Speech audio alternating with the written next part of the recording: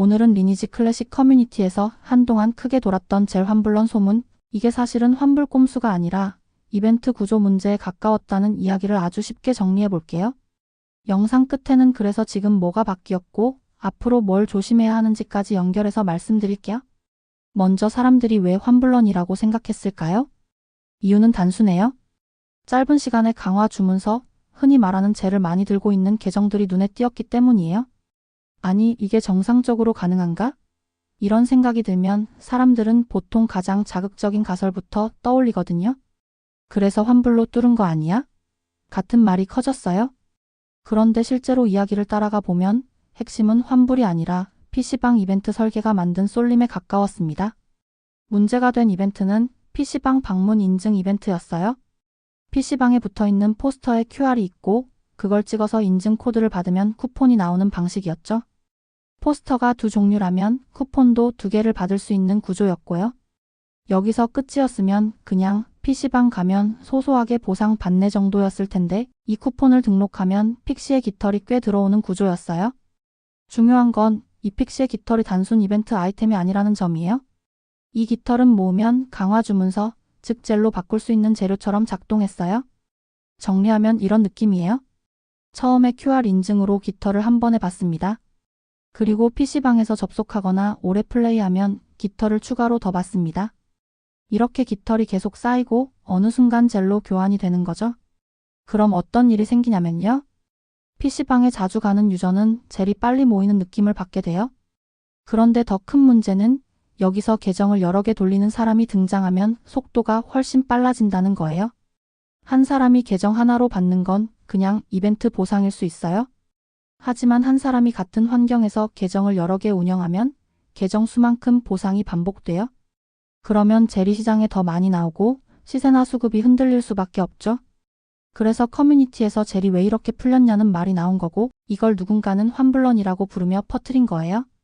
실제 핵심은 환불로 무한 수령 같은 것보다 이벤트와 누적 보상이 합쳐져서 특정 방식의 플레이가 너무 유리해진 구조 쪽에 가까웠습니다. 여기서 유저들이 가장 크게 느낀 감정은 뭐였을까요? 돈 문제도 있지만 그보다 공정하지 않다는 느낌이에요. 이벤트를 아예 몰랐던 유저도 많고 PC방을 자주 못 가는 유저도 많잖아요. 그런데 결과적으로 PC방 중심으로 재화가 더 빨리 쌓이면 같은 게임을 해도 출발선이 달라 보이게 됩니다. 이게 클래식에서 특히 민감해요. 클래식은 옛날 감성도 있지만 룰이 단순하고 공정했으면 좋겠다는 기대가 크거든요. 그리고 2월 10일에 임시 점검이 있었죠. 이 점검은 단순히 이벤트만 만지는 느낌이라기보다는 초반 밸런스나 사냥 효율, 피로도, 제작이나 재화, 수급 같은 부분도 같이 보겠다는 분위기로 읽혔어요. 유저 입장에선 그래, 이제라도 전체를 손보려나? 이런 기대와 말만 하고 끝나는 거 아니야? 이런 불안이 같이 생길 수밖에 없습니다. 점검 이후에도 이야기는 계속 이어졌어요. 사냥터가 부족하다는 말, 펫이 불편하다는 말, 그래픽이 오래 보면 피곤하다는 말, 자동 사냥은 넣어야 하냐 말아야 하냐 같은 논쟁이 계속 나왔죠. 결국 초반에 유저가 체감하는 불편들이 한꺼번에 올라온 상황이었던 거예요. 그리고 여기에 불을 더 키운 게 90일 혜택 논란입니다. 많은 유저들이 리니지 클래식에 바랐던 건 월정액만 내면 비교적 공정하게 즐길 수 있는 게임이었어요. 그런데 90일 단위 혜택이 나오면 사람들은 단순 할인으로만 보지 않아요? 이게 시작이면 다음은 더 나오는 거 아니야? 이렇게 생각하기 쉽거든요. 여기서 중요한 포인트가 있어요.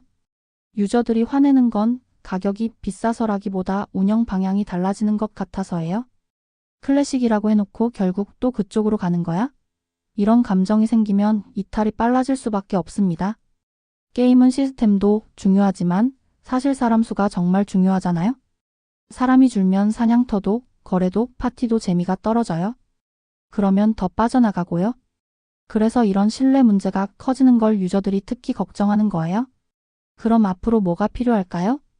첫째, PC방 이벤트는 인증 한 번의 시작값 크게 주는 방식보다는 실제 플레이 중심으로 바꾸는 게 더 안전해요.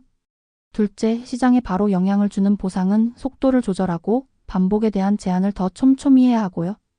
셋째, 유저들이 납득할 수 있게 설명을 더 자주, 더 쉽게 해주는 소통이 필요합니다. 오늘 영상은 여기까지고요.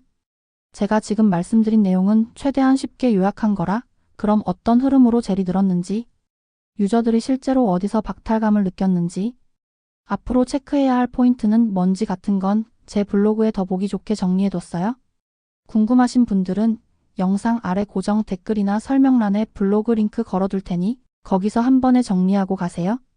오늘도 시청해주셔서 정말 감사합니다.